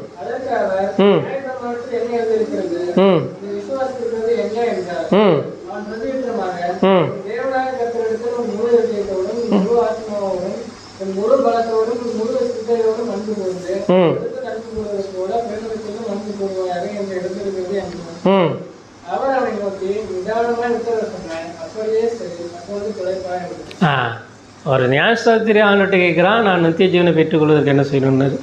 ஆண்டு சொல்கிறார், கற்பனைகளை கை கொள்ளுன்றார். அவன் என்ன சொல்கிறான்? முழு இறுதித்தோடு முழு ஆத்துமோடு நான் என்ன செஞ்சிட்டேன்? கை கொண்டுட்டேன் அப்படின்றான். அடுத்தது அவர் என்ன சொல்கிறாருன்னா, நீ நிதானமாய் உத்தரவு சொன்னாய், அப்படியே போய் என்ன செய்கின்றார், அப்பொழுது நீ பிழைப்பாய்.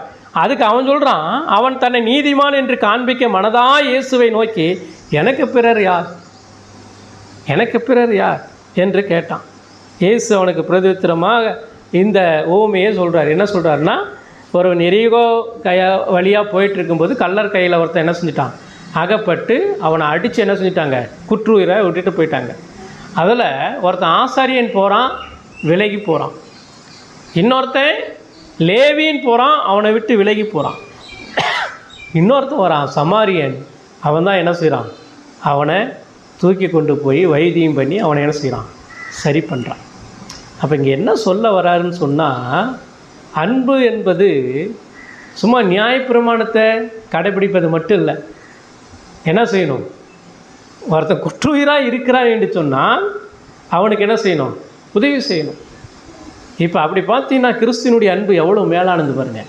அவருக்கு விரோதமாக நம்ம பயங்கர பாவிகளாக இருந்தோம், நித்திய தண்டனைக்கு எதுவாக இருந்தோம். ஆனால் கிறிஸ்து அவர் நம்மீது அவருடைய மரணத்தின் மூலமாக, சிலுவையில் சிந்தின இரத்தத்தின் மூலமாக நம்மீது அன்பு கூர்ந்தார். எவ்வளோ மேன்மையான அன்பு! அதுதான் தியாகமுள்ள அன்பு. அந்த அன்பை தான் நம்ம மற்றவங்களுக்கு பிரதிபலிக்கணுங்கிறதுக்காக நம்மை ரட்சித்து சபையிலே வைத்து சுதந்திரத்தை கொடுத்து அந்த அன்பை நமக்கு என்ன செஞ்சுருக்கிறார், வெளிப்படுத்தியிருக்கிறார். அப்போ அந்த சுதந்திரம் கொடுக்கப்பட்டதனுடைய நோக்கம் என்ன? நீங்களும் நானும் என்ன செய்யணும், மற்றவங்களுக்கு கிறிஸ்துவனுடைய அன்பை நம்ம என்ன செய்யணும், வெளிப்படுத்தணும். சும்மா ஞாயிற்றுக்கிழமையில் சர்ச்சுக்கு வந்துட்டால் மட்டும் போதாது, ஞாயிற்றுக்கிழமையில் காணிக்கை கொடுத்துட்டா மட்டும் போதாது.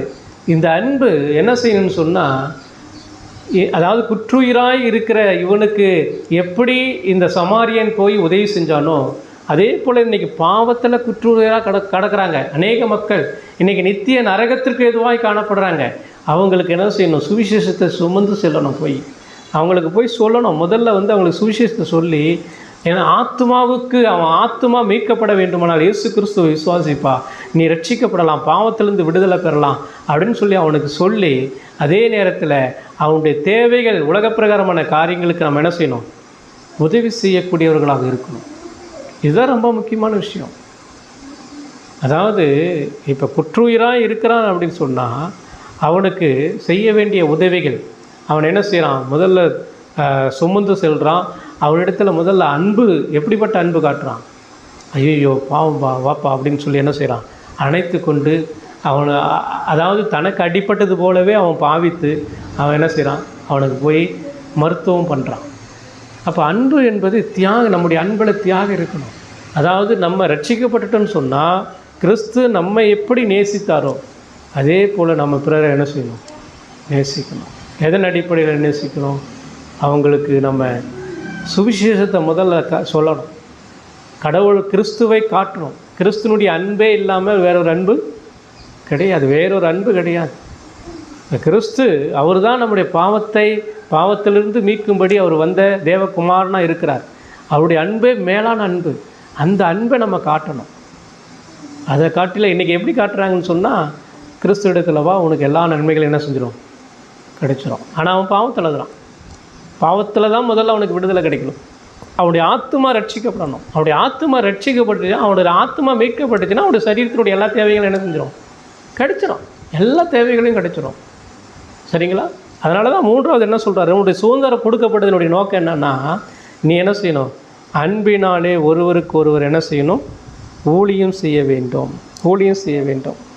அதனால தான் சொல்கிறார் அவர் அந்தப்படியே போய் 37வது வசனம் பாருங்கள். அதில் என்ன சொல்கிறாரு, 37வது வசனம், இப்படி இருக்க கள்ளர் கையில் அகப்பட்டவனுக்கு இந்த 3 பேரில் எவன் பிரணா இருந்தான் உனக்கு எப்படி தோன்றுகிறது என்றார். அதற்கு அவனுக்கு இரக்கம் செய்தவனே என்றான். புரியுதா? அப்பொழுது இயேசு அவனை நோக்கி சொல்கிறாரு, நீயும் போய் அந்தபடியே செய். இதுதான் அன்பு. இந்த அன்பை நம்ம என்ன செய்யணும்னா வெளிப்படுத்தணும். இதுதான் கிறிஸ்துவனுடைய அன்பு. சரியா? அடுத்தது இதில் லூக்கா 22ஆம் அதிகாரம் இன்னொரு சம்பவத்தையும் நான் பார்க்கலாம். லூக்கா 22ஆம் அதிகாரம் 26, 27 பாருங்கள்.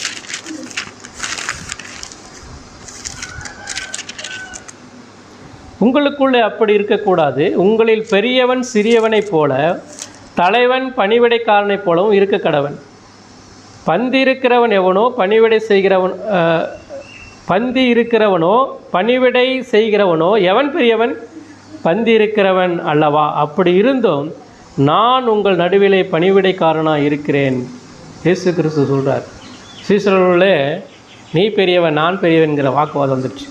இப்போ கடவுள் சொல்கிறாரு, உண்மையான சுதந்திரம் உனக்கு கொடுக்கப்பட்டிருக்குது. அந்த அன்பு இருக்குமானால் நீ உன்னை தாழ்த்தணும். தன்னை பெரியவனாக்கி கொள்றதில் எந்த பிரயோஜனமும் இல்லை. அதெல்லாம் மாம்சீகத்தினுடைய காரியம், பெருமையை உண்டாக்கக்கூடியதான காரியம். அப்போ நான் ரட்சிக்கப்பட்டுட்டேன்னு சொன்னால், ரட்சிக்கப்பட்டு இன்றைக்கு தேவனுடைய திருச்சபையில் அங்கமாக இருந்து நான் செயல்பட்டுட்டு இருக்கிறேன்னு சொன்னால், எல்லாமே இதுக்கு மூல காரணர் ஆண்டவராக இயேசு கிறிஸ்துவுடைய கிருபையினாலே நான் மீட்கப்பட்டிருக்கிறேன். எந்த விதத்திலும் நான் மேன்மை பாராட்ட கூடாது என்பதை தான் அங்கே என்ன செய்கிறாரு சொல்கிறார். லூக்கா 19:10 சொல்கிறாரு, இழந்து போனதை தேடவும் ரட்சிக்கவுமே தேவகுமாரன் என்ன செஞ்சுருக்கிறாரு, வந்திருக்கிறார். இழந்து போனதை தேடவும் ரட்சிக்கவுமே வந்திருக்கிறார். இப்போ 4 சுவிசேஷத்துலேயும் இயேசு கிறிஸ்துனுடைய ஊழியம் என்னது? நான் ஊழியம் செய்யும்படி வராமல், இதை ஊழியம் கொள்ளும்படி வராமல் ஊழியம் செய்யும்படிக்கே வந்தேன். அவர் அவருடைய ஊழியத்தில் முதல் பிரதானமான காரியம் இது, பாவிகளை ரட்சிக்கும்படி இயேசு கிறிஸ்து என்ன செஞ்சார், உலகத்தில் வந்தார். இதுதான் பிரதானமானது. அப்போ இதை தான் நம்ம மக்களுக்கு என்ன செய்யணும், காட்டணும். மக்களுக்கு இதை தான் நம்ம சொல்லணும். உண்மையாகவே கிறிஸ்துவனுடைய அன்பு எனக்குள்ள இருக்குதுன்னு சொன்னால், இயேசு கிறிஸ்துவனுடைய சுதந்திரத்தை நான் பெற்றிருக்கிறேன்னு சொன்னால், அந்த சுதந்திரத்தை நான் மாம்சீகத்துக்கு கட்டுப்படுத்தாமல் நான் என்ன செய்யணும், அன்பின் மூலமாய் பிறருக்கு நான் சுவிசேஷத்தை சொல்லவும், ஊழியம் செய்யவும், மற்றவங்களுடைய காரியங்களை நான் ஆராய்ந்து பார்த்து அவங்களுக்கு நன்மை செய்யவும் நான் என்ன செய்யணும், செயல்படுகிறவனாக காணப்படணும். சரியா? நான்காவது, கிறிஸ்துவ சுதந்திரமும் அதன் எல்லைகளும் என்கிற தலைப்பில் நம்ம பார்த்தோம். முதல் காரியம் சுதந்திரத்தின் அழைப்பு பார்த்தோம். நம்ம எப்படிப்பட்ட அழைப்பிலே அந்த சுதந்திரம் நமக்கு கிடைச்சிதுங்கிறத பார்த்தோம். அடுத்து அந்த சுதந்திரத்தை நம்ம மாம்சீகத்துக்கு உட்படுத்தாமல் காத்துக்கொள்ளணும், எச்சரிக்கையாக இருக்கணும். மூணாவது, அந்த சுதந்திரத்தினுடைய மெய்யான நோக்கம் என்னன்னு சொன்னால், ஒருவரிடத்தில் ஒருவர் அன்பாக இருக்க வேண்டும். நான்காவது 15வது வசனம் பாருங்கள். கலாத்தியர் 5:15. நீங்கள் ஒருவரை ஒருவர் கடித்து பட்சித்தீர்களானால் அழிவீர்கள். அப்படி ஒருவரால் ஒருவர் அழிக்கப்படாதபடிக்கு என்ன செய்யுங்க, எச்சரிக்கையாக இருங்க. நான்காவது காரியம், சுதந்திரத்தை இழப்பதனுடைய விளைவு பயங்கரமானது. அந்த சுதந்திரத்தை நம்ம என்ன செய்யக்கூடாதுன்னா, இழந்துட்டோம் அப்படின்னு சொன்னால் அது அதனுடைய ஆபத்து பயங்கரமானது அப்படிங்கிறத சொல்கிறார். என்ன சொல்கிறாரு, ஒருவரை ஒருவர் கடித்து பட்சித்தீர்களானால் அப்படின்னு சொல்கிறார், அழிவீர்கள். இது ரொம்ப பயங்கரமான ஒரு எச்சரிக்கை. ஏன்னா அன்பு என்பது அது ஒருவரை ஒருவர், அதாவது பிரிவினையை தகர்த்து போட்டு ஒற்றுமைப்படுத்துவது. சரியா? ஒரே குடும்பத்தை சார்ந்த ஒரு காரியம். இப்போ திருச்சபையில் ஒருவருக்கு ஒருவர் நம்ம சபையில் அங்கமாக இருக்கிறதுன்னு சொன்னால், கிறிஸ்து சரீரத்தின் தலையாக இருக்கிறாரு, நம்மளும் அங்கமாக இருக்கிறோம். அப்போ அவருடைய சுபாவங்கள், அவருடைய அன்பின் காரியங்கள் எல்லாமே நமக்குள்ளே என்ன செய்யுது, ஈவாய் காணப்படுது. அவர் நமக்கு ஈவாய் கொடுத்துருக்கிறார். அவருடைய சாரம் நமக்குள்ளே இருக்குது, கிறிஸ்துவனுடைய சாரம் நமக்குள்ளே இருக்குது. அப்படி இருக்கும்போது நம்ம என்ன செய்யணும்னு சொன்னால், ஒருவரை ஒருவர் நம்ம நேசிக்கணுமே ஒழிய ஒருவரை ஒருவர் நம்ம பட்சிக்கக்கூடாது, அதாவது கடிந்து கொள்ளக்கூடாது. பட்சித்தீர்களானால் அப்படின்னா என்ன சொல்கிறாருன்னா, நீங்கள் சபைக்குள்ளே கலாத்தியர் மக்களே, நீங்கள் திருச்சபைக்குள்ளே நீங்கள் என்ன செய்யணும்னா ஒருவரை ஒருவர் நேசிக்க பார்க்கணும். ஏன்னா கலாத்தியர் மக்களில் யூதர்களும் ரட்சிக்கப்பட்டாங்க, புறஜாதிகளும் ரட்சிக்கப்பட்டாங்க. ஆனால் இந்த கள்ளப்போதகர்கள் என்ன செய்வாங்கன்னா, யூதர்களுக்கு மட்டும் அதிக முக்கியத்துவம் கொடுத்து அவங்கள அதிகமாக மதிக்கவும் அவங்கள நேசிக்கவும் செஞ்சாங்க. புறஜாதிகளை, ரட்சிக்கப்பட்ட புறஜாதிகளை அற்பமாக எண்ணிட்டு இருந்தாங்க. அதனால தான் இந்த பவுல் சொல்கிறார், நீங்கள் அப்படி பார்க்கக்கூடாது, நம்ம கிறிஸ்துவுக்குள்ளே எல்லாம் ஒன்றாக தான் இருக்கிறோம். அப்போ நம்ம என்ன செய்யணும், ஒருவரை ஒருவர் பட்சிக்கக்கூடாது. அப்படி இருந்தோம்னா நம்முடைய சுதந்திரத்தை நம்ம என்ன செய்கிறோம், கெடுக்க பார்க்குறோம். நம்முடைய கடவுள் நமக்கு கொடுத்த சுதந்திரத்தை கெடுக்க பார்க்குறோம். உன்னையும் நீ எப்பேற்பட்டவனாக இருந்தாலும் உன்னையும் அதே ரத்தத்தினால தான் மீட்டார், என்னையும் அதே ரத்தத்தினால தான் மீட்டார். சரியா? அவன் யூதனாக இருந்தாலும் சரி, கிரேக்கனாக இருந்தாலும் சரி, அவன் எந்த ஒரு கோத்திரத்தினாக இருந்தாலும் சரி, இயேசு கிறிஸ்துவினுடைய ரத்தம் எல்லாருக்கும் ஒரே மாதிரி தான். அவர் கொடுக்கப்பட்ட அந்த சுதந்திரம் எல்லாருக்கும் ஒரே மாதிரி தான். தேவன் எல்லாருக்கும் அவர் பிதாவாக இருக்கிறார், பிரஜாதியனுக்கும் பிதாவாக இருக்கிறார், ரட்சிக்கப்பட்ட யூதனுக்கும் அவர் பிதாவாக தான் இருக்கிறார். எனவே நம்ம ஒருவரை ஒருவர் நேசிக்கணுமே ஒழிய ஒருவரை ஒருவர் நம்ம என்ன செய்யக்கூடாது, பட்சிக்கக்கூடாது என்று சொல்லுகிறார். பட்சிக்கிறது அப்படிங்கிறது என்ன அர்த்தம்னா, பட்சித்தல் என்பது அதாவது ஒருவரை ஒருவர் கடிக்கிறது, ஒருவரை ஒருவர் பீறி போடுறது. இந்த குணம் யாருக்கு இருக்குன்னு சொன்னால் மனிதர்களுக்கு இருக்காது, மிருகத்துக்கு தான் காணப்படும். மிருகத்தினுடைய குணத்தை தான் இங்கே என்ன செய்கிறாரு, ஒருவரை ஒருவர் பட்சித்தீர்களானா அழிவீர்கள் அப்படின்றார். இன்றைக்கி அப்படி தான் போய்ட்டு இன்றைக்கி நிறைய குடும்பங்கள் இன்றைக்கி நம்ம பார்க்குறோம் இல்லையா, இன்றைக்கி ஒருவரை ஒருவர் நேசிக்காமல் ஒரு பயங்கரமாக தாக்குறது, தேவையில்லாத அவதூறு சொல்கிறது, வார்த்தைகளினாலே அவர்களை புண்படுத்துகிற மாதிரி பேசுகிறது. அப்போ இதெல்லாம் எங்கேருந்து வருதுன்னு சொன்னால் மாம்சீகத்திலிருந்து என்ன செய்யுது, வெளிப்படுது. சுதந்திரம் என்பது சுயநலத்திலிருந்து விடுபட்டு பிறருக்கு சேவை செய்வதிலே அடங்கியிருக்கிறது. அப்போ நம்ம என்ன செய்யணும் அப்படின்னு சொன்னால், அன்பு இல்லாத சுதந்திரம் கண்டிப்பாக அது எங்கே கொண்டு போயிடும், அழிவுக்கு வழிவகுக்கிறதா இருக்கிறது. எனவே கடவுள் நமக்கு கொடுத்த சுதந்திரம் அது தேவனுடைய அழைப்பாக இருக்கிறது. கடவுள் நமக்கு கொடுத்த சுயாதீனம் அது மாம்சத்துக்கு உட்பட்டதல்ல. கடவுள் கொடுத்த அந்த சுதந்திரம் அது அன்பினாலே செயல்பட வேண்டும். கடவுள் கொடுத்த அந்த சுதந்திரம் நம்ம என்ன செஞ்சிடக்கூடாது, ஒருவரை ஒருவர் பகைக்கிறதுக்கோ பட்சிக்கிறதுக்கோ அடிக்கிறதற்கோ நம்ம தவறாக என்ன செய்யக்கூடாது, பயன்படுத்தக்கூடாது. இதுதான் கலாத்தியர் மக்களுக்கு பவுல் சொல்லுகிறதான உன்னதமான செய்தி. அப்போ இந்த செய்தியின் மூலமாக நம்ம கற்றுக்கொள்கிற காரியம் என்னன்னு சொன்னால், நமது அழைப்பு எதற்காக என்பதை ஆண்டவர் நமக்கு கொடுத்திருக்கிறார், பேசியிருக்கிறார். நம்ம எதற்காக அழைக்கப்பட்டிருக்கிறோம், கிறிஸ்துவோடு ஐக்கியமாவதற்காக அழைக்கப்பட்டிருக்கிறோம். கிறிஸ்துவோடு நமக்கு அந்த ஐக்கியம் இருக்கிறதா? கிறிஸ்துவோடு நமக்கு அந்த ஐக்கியம் இருந்துருச்சுன்னா நம்ம கண்டிப்பாக மாம்சீகத்துக்கு உட்பட மாட்டோம்.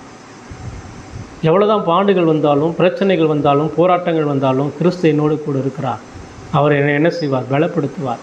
என்னை அவர் ரட்சித்திருக்கிறார், அவருடைய ரத்தத்தினால் என்னை மீட்டு இருக்கிறார். எனக்கு பயம் இல்லை, எனக்கு பயம் இல்லை. சரியா, எதை குறித்து நாங்கள் கவலைப்பட மாட்டேன். ஏன்னு சொன்னால் அவர் எனக்கு கொடுத்த சுதந்திரம் சாதாரணமாக வந்ததல்ல. அவர் என்னை மீட்டது, அவர் என்னை ரட்சித்தது, அவர் எனக்கு கொடுத்த சுயாதீனம் அது எவ்வளோ மேன்மையானது. எந்த விதத்திலும் அதை நான் என்ன செஞ்சிடக்கூடாது, தவற விட்டுறக்கூடாது. அந்த சுதந்திரம் கிறிஸ்துவோடு ஐக்கியமாக இருப்பதற்காக மாத்திரம்தான் நமக்கு என்ன செஞ்சுருக்குது, கொடுக்கப்பட்டிருக்கிறது.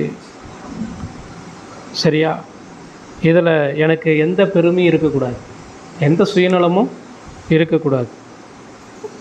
மற்றவங்களை நான் குறைத்து மதிப்பிடவே கூடாது என்பதை நம்ம புரிஞ்சுக்கொள்ளணும். அடுத்தது நமது ஊழியம். அதாவது கிறிஸ்து நம்மை ரட்சித்திருக்கிறார், நமக்கு சுதந்திரத்தை கொடுத்திருக்கிறார்னு சொன்னால் அந்த சுதந்திரம் செயல்படணும். என்ன செய்யணும், செயல்படணும். எப்படி செயல்படும், அந்த சுதந்திரம் எப்படி செயல்படும்?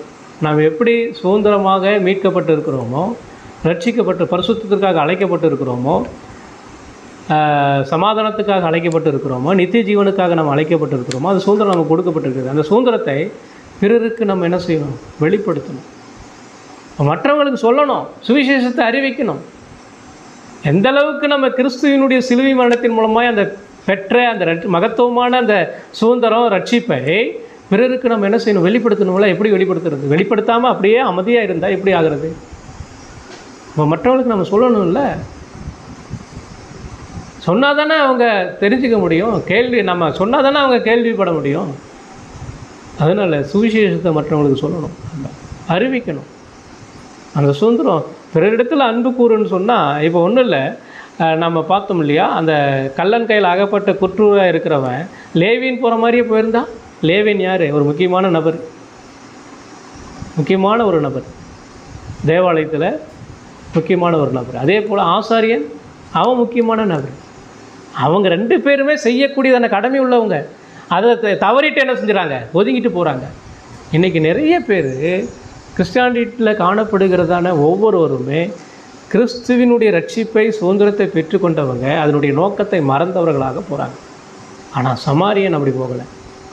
சமாரியன் என்ன செய்கிறான், அதாவது நியாயப்பிரமாணத்தை கை கொள்றதுனால மட்டும் இல்லை, ஞாயிற்றுக்கிழமையில் நீ சடங்குகளை ஆராதிக்கிறதுனால, நீ சர்ச்சுக்கு போகிறதுனால மட்டும் நீ தேவனுடைய நன்மையை பெற்றுக்கொள்ள முடியாது. நீ என்ன செய்யணும், இங்கே கேட்ட அந்த சத்தியத்தின்படி விசுவாசிக்கணும், அதன்படி நடக்கணும், பிறருக்கு போய் என்ன செய்யணும், சொல்லணும். இதற்காக தான் ஆண்டவர் இந்த சுதந்திரத்தை, இந்த ரட்சிப்பை, இந்த சுயாதீனத்தை உங்களுக்கு எனக்கு என்ன செஞ்சுருக்கிறாரு, கொடுத்துருக்கிறார். சரியா? அடுத்தது இதன் மூலமாக நம்ம அறிந்து கொள்ள வேண்டிய காரியங்கள் என்னன்னு சொன்னால், எந்த மனிதனாக இருந்தாலும் ரட்சிக்கப்பட்டவனுக்கு என்ன உண்டு? உபத்திரவம் உண்டு, பிரச்சனை உண்டு. இதில் நிறைய பிரிவினைகள் வர்றதுக்கு வாய்ப்பு இருக்குது. சரியா? இதை நம்ம என்ன செய்யணும்? தவிர்க்க வேண்டும். அதற்கு என்ன செய்யணும்னு சொன்னால், நம்ம ஒருவரில் ஒருவர் அன்பு கூற வேண்டும், சரி செய்ய வேண்டும். தப்புன்னு எங்கே தோண்டுதோ அந்த தப்பை அவங்களுக்கு சுட்டி காட்டு, வேத வசனத்தின் அடிப்படையில் நீங்கள் சரிப்படுத்துங்க அப்படின்னு சொல்லி என்ன செய்யணும்? சொல்லணும். அதனால் கிறிஸ்துவின் அன்பு அது மேலானது. அந்த அன்பு நமக்கு கடவுள் ஈவாய் கொடுத்துருக்கிறார், சிலுவையின் மரணத்தில் சம்பாதிச்சு கொடுத்துருக்கிறாரு. அந்த அன்பை பெற்றிருக்கிற நீங்களும் நானும் பெற்றுக்கொண்ட அந்த ரட்சிப்பை, அந்த சுதந்திரத்தை, சுயாதீனத்தை, அது பரம அழைப்பாக இருக்கிறது. அழைத்ததுனாலே அந்த சுதந்திரத்தை நீங்களும் நான், அவருடைய அழைப்பினாலே சுதந்திரத்தை நீங்களும் நானும் பெற்றுக்கொண்டோம். அந்த அழைப்பு மாம்சீகத்துக்கு உட்பட்டதல்ல, கிரியைகளுக்கு உட்பட்டதல்ல, மாம்சீகத்தினுடைய கிரியைகளுக்கு உட்பட்டதல்ல. உலகத்தினுடைய காரியங்களுக்கு ஒப்பிட்டு நம்ம என்ன செய்யக்கூடாது. அடுத்தது நான் ரட்சிக்கப்பட்டுட்டேன், என்ன வேணாலும் எப்படி வேணாலும் வாழ்ந்துட்டு போயிடலாம் அப்படிங்கிறதெல்லாம் கிடையாது. இது சுதந்திரம் கிடையாது. சுதந்திரம் அப்படின்னு சொன்னால் அவருடைய உரிமைக்கு அவர் நமக்கு கொடுத்துருக்கிறதான அந்த கட்டளைகளுக்கு நம்ம கீழ்ப்படியணும். அதுதான் சுதந்திரம். அந்த சுதந்திரத்துக்கு நம்ம முற்றிலுமாக என்ன செய்யணும்? அர்ப்பணிக்கணும். இதை தான் ஆண்டவராக இயேசு கிறிஸ்து நமக்கு சிலுவையில் சம்பாதித்து கொடுத்தார். மீண்டும் நம்ம எங்கே போய் சிந்திக்கணும்னு சொன்னால், கிறிஸ்துனுடைய சிலுவையை தான் நோக்கி பார்க்கணும். ஏன்னு சொன்னால், அவர் சிலுவையில் பட்ட பாடுகள் தான் அந்த சுதந்திரத்தை நமக்கு பெற்றுக்கொண்டு இருக்கிறது. இல்லைன்னு சொன்னால் பரிசுத்த தெய்வம் நம்ம எப்பொழுதும் பார்க்கும்போது எப்படி தான் பார்ப்பார்? இவன் தண்டனைக்குரியவன், இவன் நித்திய நரகத்துக்குரியவன் அப்படிங்கிற பார்வையில் தான் பார்ப்பார். அப்படி பார்க்கப்பட்டதான நம்மை இயேசு கிறிஸ்து நம்முடைய பாவங்களுக்காக அவர் சிலுவையில் அறைந்து இரத்தத்தை சிந்தி நமக்கு இந்த மீட்பை கொடுத்து, பிதாவுக்கு சத்துருவாக இருந்த நம்மை அவரிடத்திலே போய் சொந்த பிள்ளை என்கிற அந்த புத்திர சுவிகாரத்தை பரிசுத்த ஆவியானவர் மூலமாய் நமக்கு பெற்று தந்திருக்கிறாருன்னு சொன்னால், அந்த சுதந்திரத்தை நம்ம பாதுகாக்கணுமா இல்லையா? அந்த சுதந்திரத்தை மாம்சீகத்தினால் என்ன செய்யக்கூடாது? ஆளப்படக்கூடாது. பரிசுத்த ஆவியினாலே ஆளப்பட வேண்டும்.